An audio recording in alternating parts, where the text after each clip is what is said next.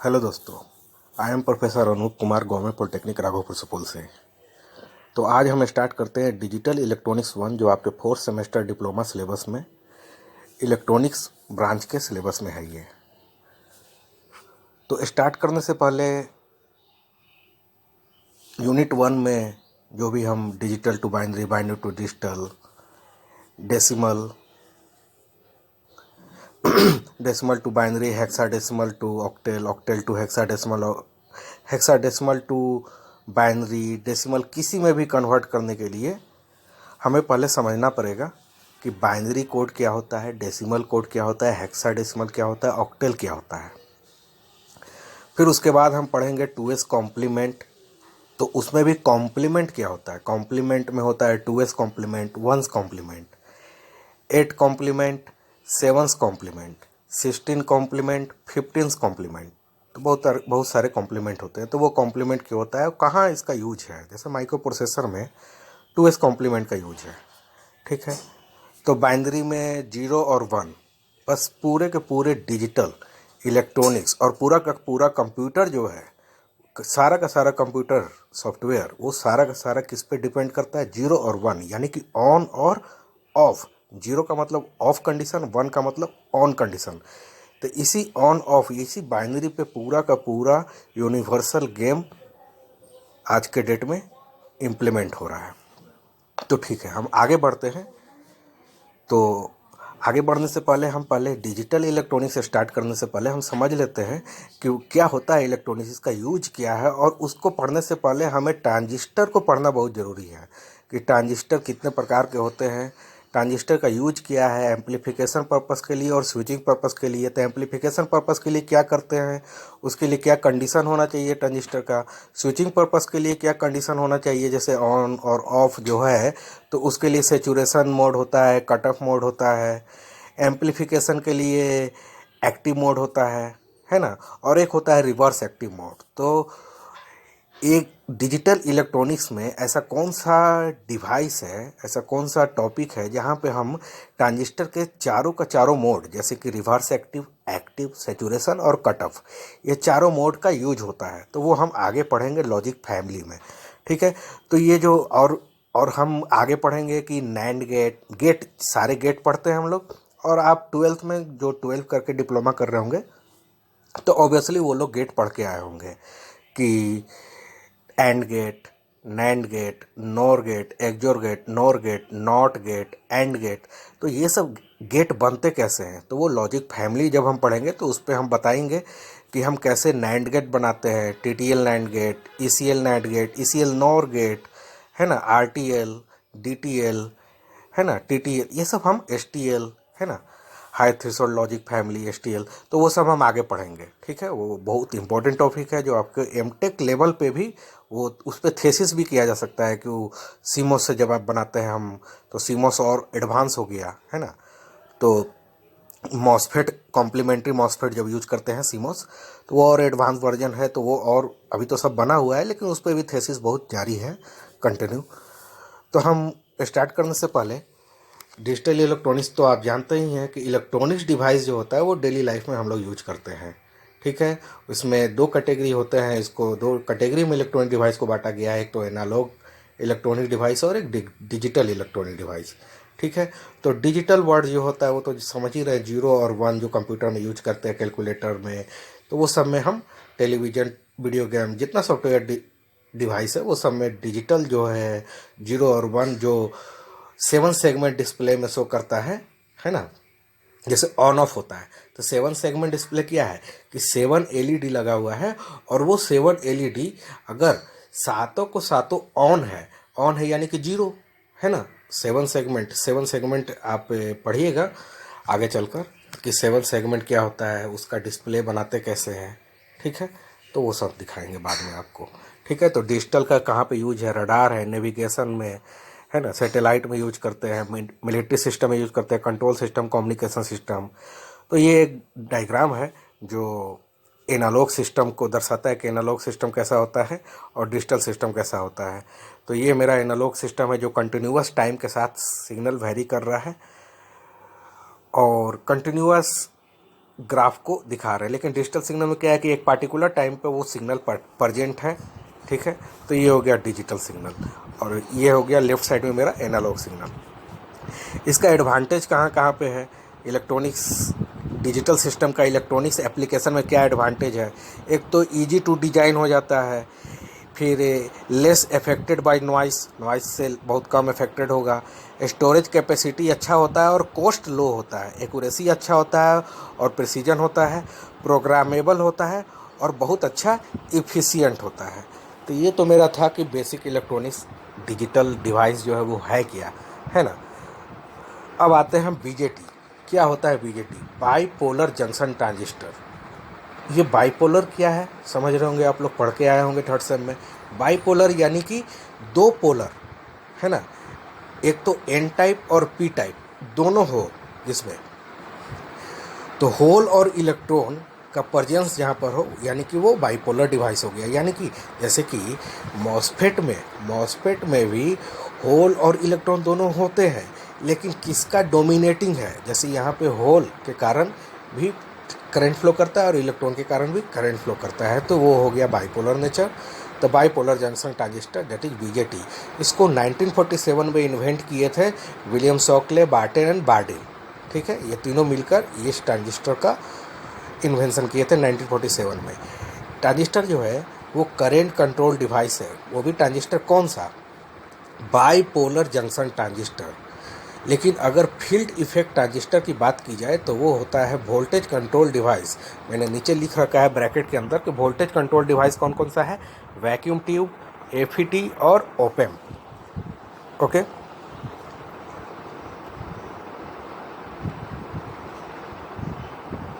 1 minute hold कीजिए।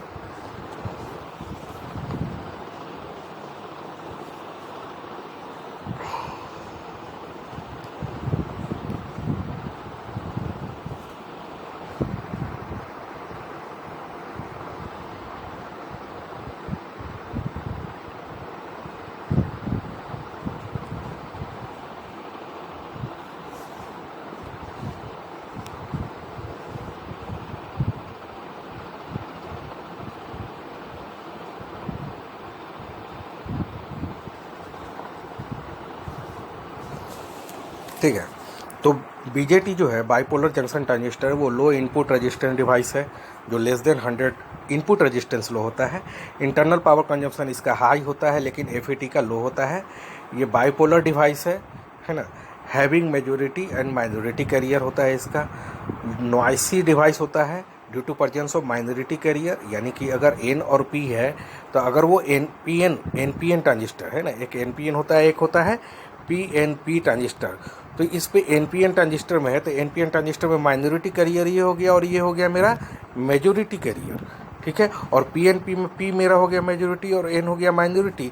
तो जहाँ पे माइनॉरिटी प्रजेंट है ना, माइनॉरिटी अगर प्रजेंट है तो वहाँ पे रिवर्स सैचुरेशन करंट ज़्यादा होगा और नॉइसी होगा, है ना। रिवर्स सैचुरेशन करंट भी एक डिसएडवांटेज की तरह लिया जाता है, ठीक है, जिसकी वजह से लीकेज करंट है ना, और उस माइनॉरिटी के वजह से नॉइसी ज़्यादा होगा, लीकेज करंट एग्जिस्ट करेगा।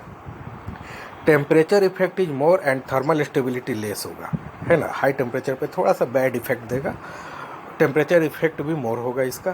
Transistor is very sensitive to temperature. Sensitive का मतलब क्या हो गया कि हल्का सा टेम्परेचर उसको मिलेगा तो वो अपना परफॉर्मेंस को लूज कर सकता है, ठीक है।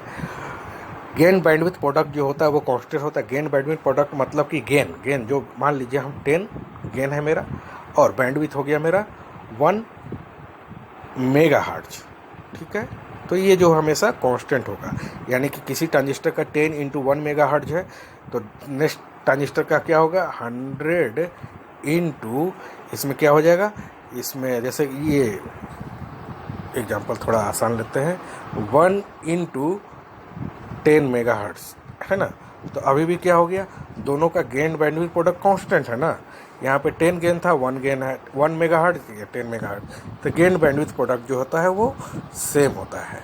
उसके बाद है कि BJT is large gain compare to FET. BJT का गेन जो होता है वो ज़्यादा होता है एफईटी से, और गेन बैंडविड्थ प्रोडक्ट भी जो होता है वो एफईटी से बीजेटी का ज़्यादा होता है। अब देखिएगा तीन एरिया होता है इसमें।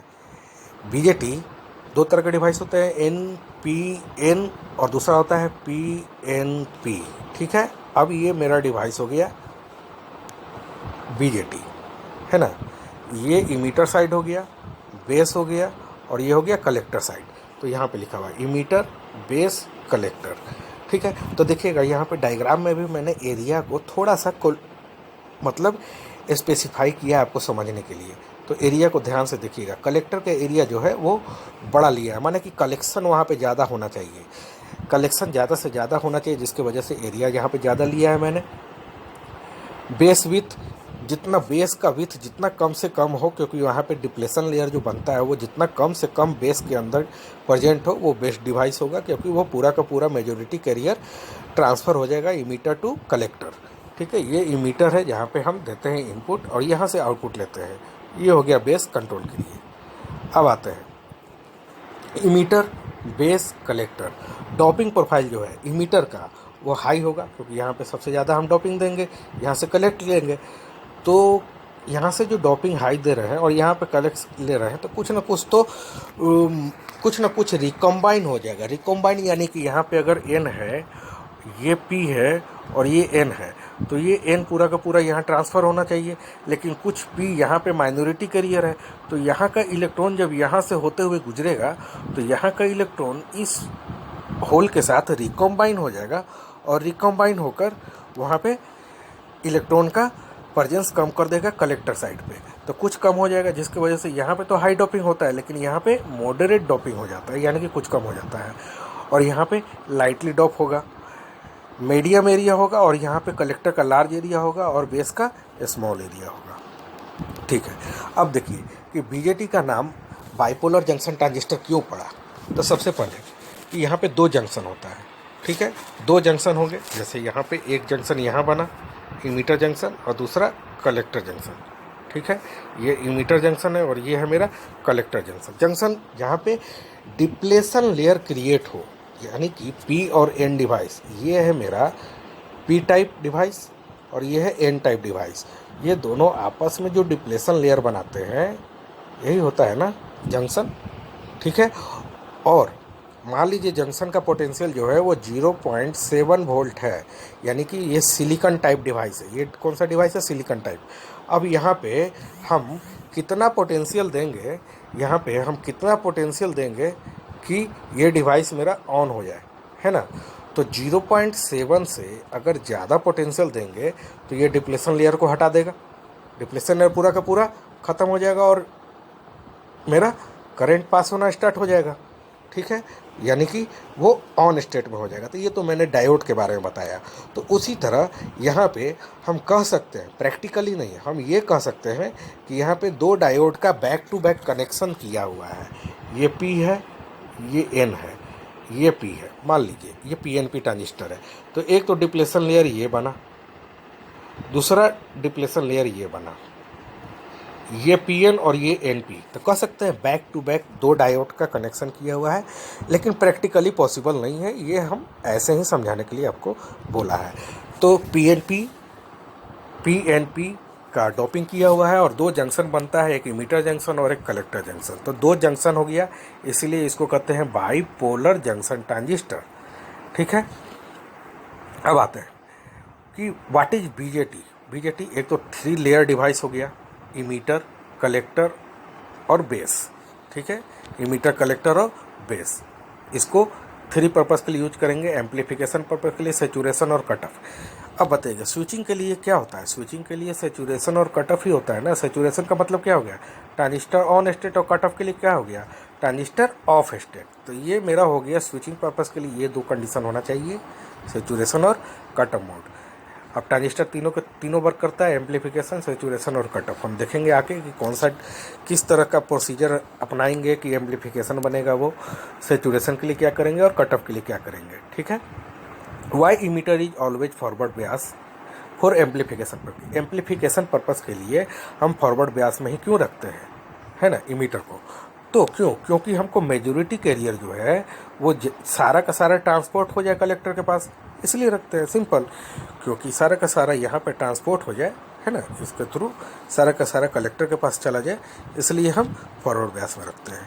ठीक है, तो सिंपल। अब यहाँ पे आपका बीजेटी का बेसिक फंक्शन कंप्लीट हो गया। अब थोड़ा देखते हैं कि वही जो चीज़ मैंने बता चुका है, यही चीज़ यहाँ पे लिखा हुआ है, emitter is highly doped to inject its majority carrier into the base.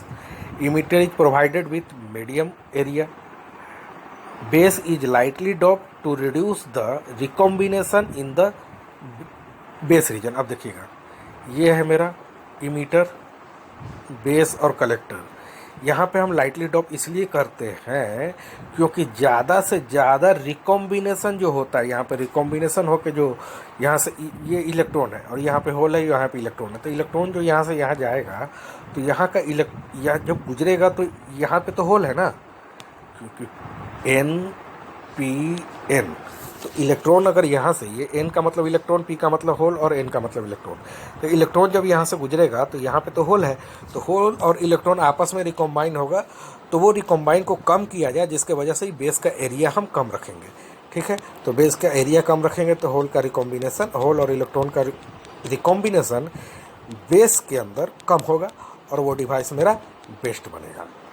ठीक है, base is made of opposite material of E and C. अब देखिएगा, अपोजिट मटेरियल क्यों कहा मैंने, क्योंकि ये है एन, ये है पी और ये है एन, तो इमीटर और कलेक्टर दोनों एन है और बेस जो है वो पी है, इसलिए अपोजिट मटेरियल कहा मैंने।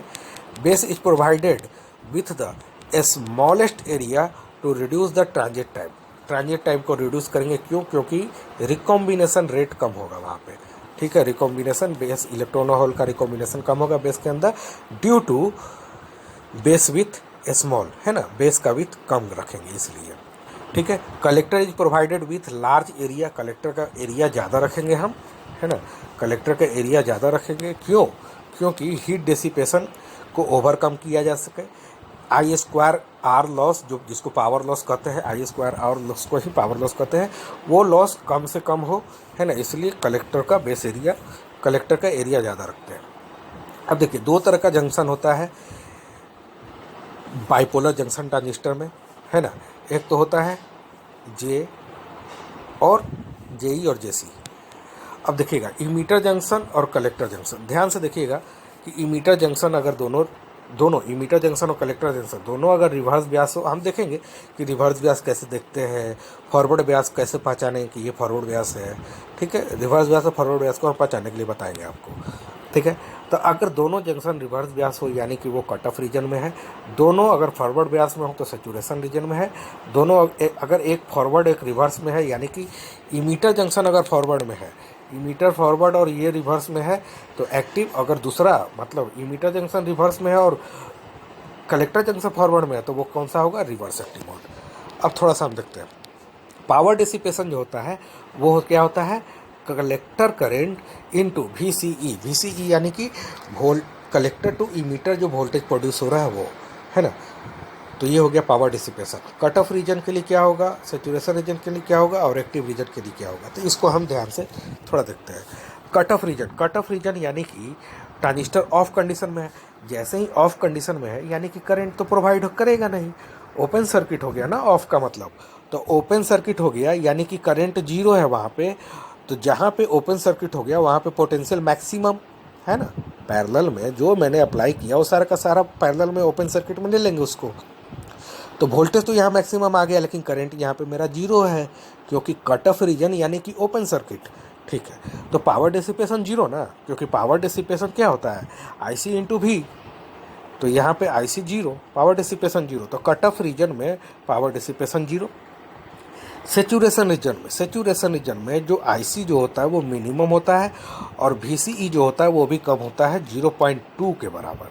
ठीक है, 0.2 होता है सिलिकॉन के लिए और 0.1 होता है जर्मेनियम के लिए, तो इसमें भी बहुत कम पावर डिसिपेशन होता है, नेग्लिजिबल सेचुरेशन में।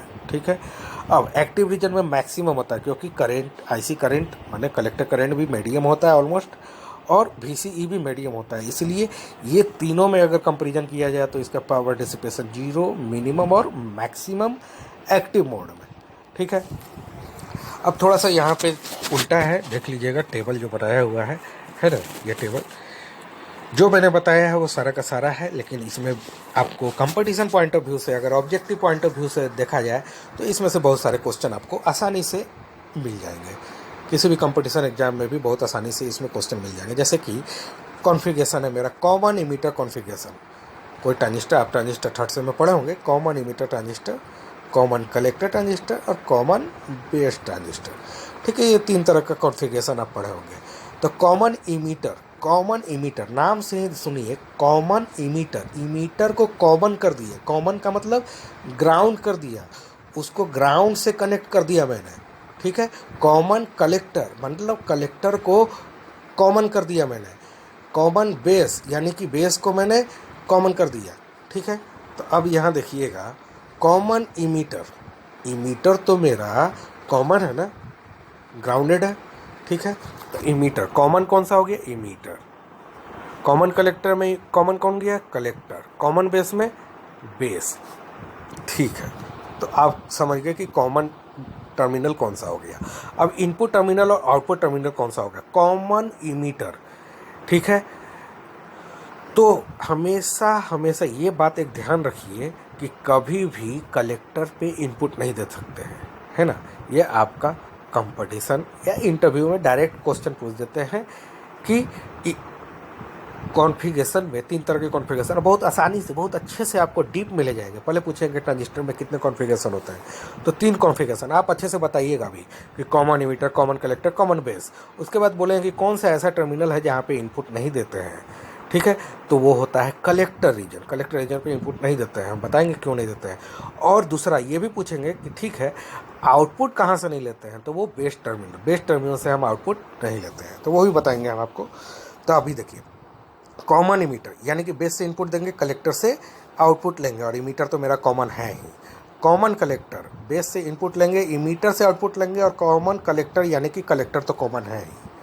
कॉमन बेस, कॉमन बेस में इमीटर से इनपुट देंगे और कलेक्टर से आउटपुट लेंगे, और बेस तो कॉमन है ही मेरा। ठीक है, अब यहाँ पे करंट गेन, वोल्टेज गेन मैंने डायरेक्ट लिख दिया है, आपको हम प्रूफ करके बताएंगे फ्यूचर में कि अगर हम आपको ट्रांजिस्टर और एफईटी, बीजेटी ये सब अगर डीप में पढ़ाएंगे तो हम बताएंगे अच्छे से कि ये कैसे करंट गेन इसका हाई हो गया, वेरी लो, और किसका यूनिटी है। ठीक है, तो करंट गेन, ए आई को मैंने करंट गेन से डिनोट किया है। तो कॉमन कलेक्टर का हाई होता है मॉडरेट यानी कि बीच बीच में।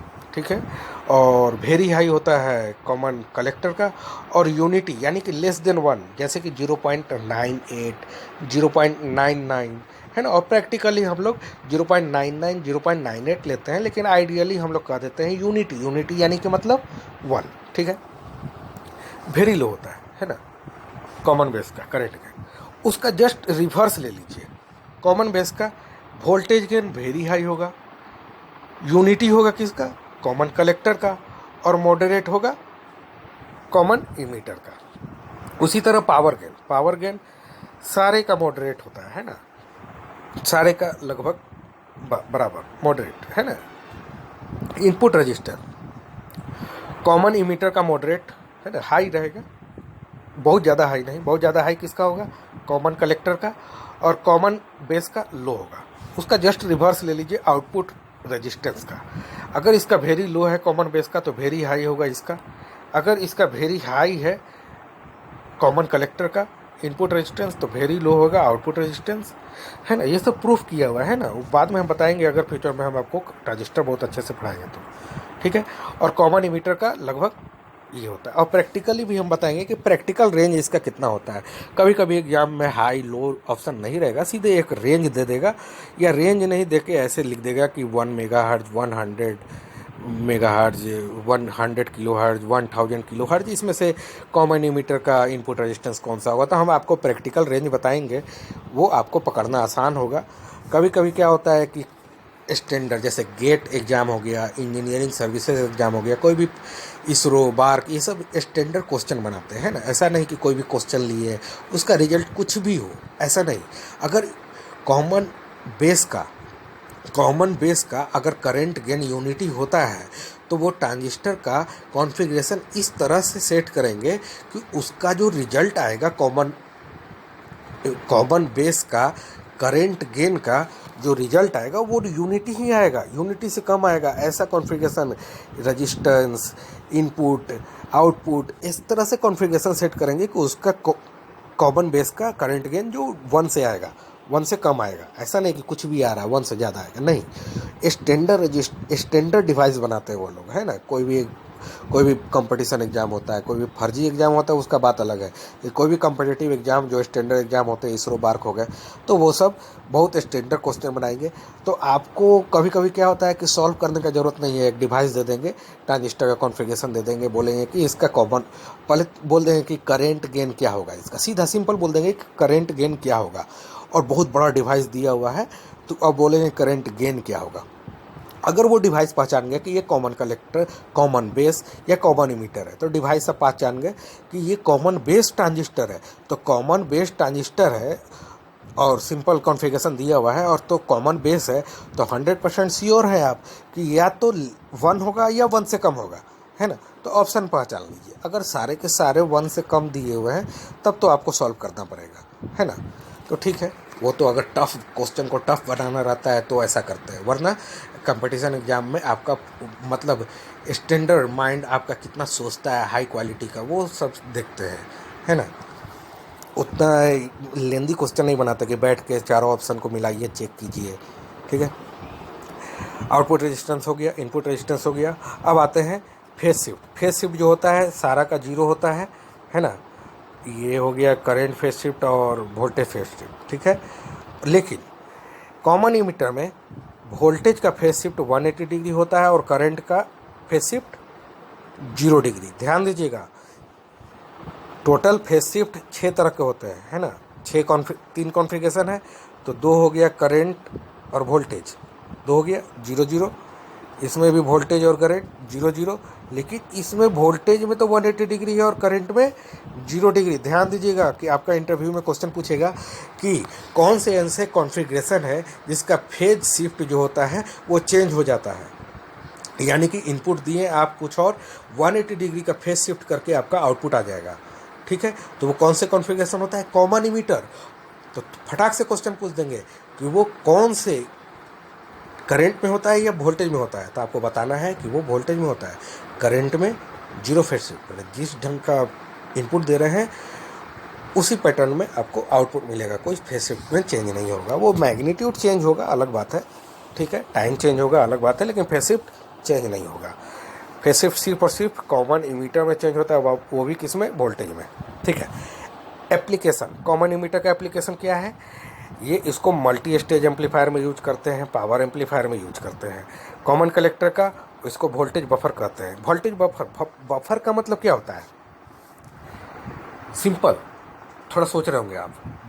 बफर का मतलब जो मैंने इनपुट दिया वही आउटपुट आए, जो मैंने इनपुट दिया वही आउटपुट आए। अच्छा एक बात बताइएगा आपको कि मैंने कहा ए आई माने करेंट गेन हम कैसे निकालते हैं, आई आउटपुट, करेंट आउटपुट और करेंट इनपुट, ये दोनों को डिवाइड करते हैं तो मेरा करेंट गेन आता है, ठीक है, यही होता है ना।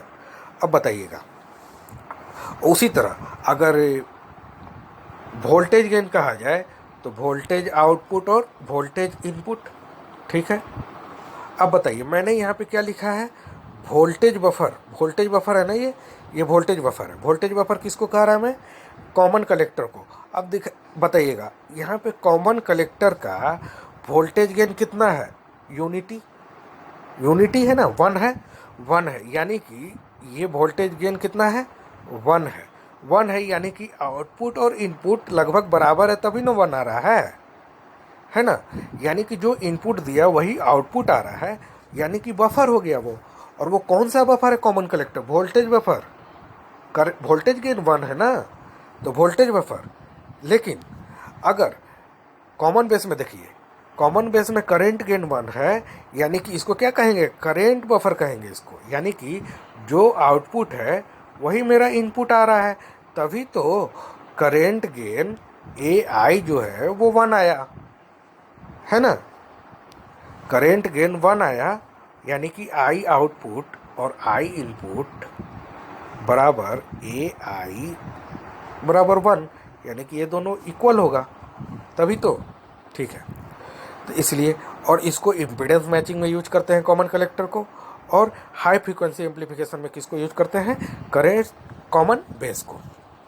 एक चीज़ मैंने बोलना भूल गया था कि कॉमन कलेक्टर को ही क्या कहते हैं हम, इमीटर फॉलोवर। इमीटर फॉलोवर हम बताएंगे इमीटर को किस तरह से फॉलो करता है डिवाइस ये, इसलिए इसको कहा गया इमीटर फॉलोवर, ठीक है। तो वो हम आगे बताएंगे कॉमन कलेक्टर। तो अब यहाँ पे मैंने बता दिया बेसिक ट्रांजिस्टर। अब थोड़ा सा आप इसको थोड़ा सा और इलोबरेट करके पढ़ना पड़ेगा आपको। केस 1, केस 2, केस 3 और केस 4, 4 केस हम पढ़ेंगे। कट ऑफ, सेचुरेशन, एक्टिव और रिवर्स एक्टिव। ये ट्रांजिस्टर को थोड़ा सा समझेंगे क्योंकि हमको लॉजिक फैमिली में जो गेट बनाते हैं, AND gate, NOR gate, XOR, ये सब गेट जो बनाएंगे वो गेट को पढ़ने के समझने के लिए, लॉजिक फैमिली को समझने के लिए ये ट्रांजिस्टर का थोड़ा सा कॉन्सेप्ट समझना पड़ेगा आपको, इनपुट आउटपुट कैसे कर रहे हैं। तो केस 1 में हम दोनों जो रिवर्स ब्यास लेंगे, है ना, दोनों रिवर्स ब्यास लिया मैंने। तो इमीटर जंक्शन भी रिवर्स ब्यास और कलेक्टर जंक्शन भी मेरा रिवर्स ब्यास है। तो क्या होगा, रिवर्स ब्यास यानी कि ऑफ कंडीशन, है ना, ऑफ कंडीशन ट्रांजिस्टर। जैसे कि ये ट्रांजिस्टर, ये करंट यहाँ से फ्लो ही नहीं कर रहा है ना। करंट अगर फ्लो ही नहीं कर रहा है तो करंट फ्लो नहीं कर रहा है तो ओपन सर्किट, है ना, ये ओपन सर्किट हो गया। और जैसे ही ओपन सर्किट हो गया तो I बराबर 0, करंट 0, इसको हम मिनिमम लिख दिया लेकिन एक्चुअली 0 होगा, 0। और जैसे ही अगर ओपन सर्किट में आउटपुट अगर लेते हैं तो आउटपुट कितना, जो मैंने अप्लाई किया सारा का सारा आ जाएगा वहाँ से, है ना। तो जो यहाँ से अप्लाई किया मैंने VCC, वो सारा का सारा VCE बराबर VCC हो जाएगा, मैक्सिमम वोल्टेज आएगा, और करंट मेरा मिनिमम यानी कि 0। तो ये इसको कह सकते हैं हम ओपन स्विच सर्किट। इसको ऑफ स्टेट भी कह सकते हैं, जीरो स्टेट भी कह सकते हैं, और लो स्टेट कह सकते हैं, है ना।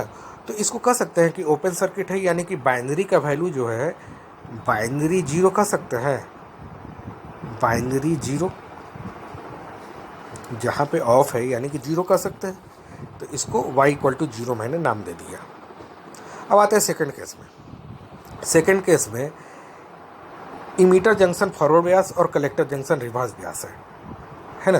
तो इसको कहते हैं हमें सेचुरेशन रीजन, ठीक है। ट्रांजिस्टर इस कंडीशन में ऑन होता है।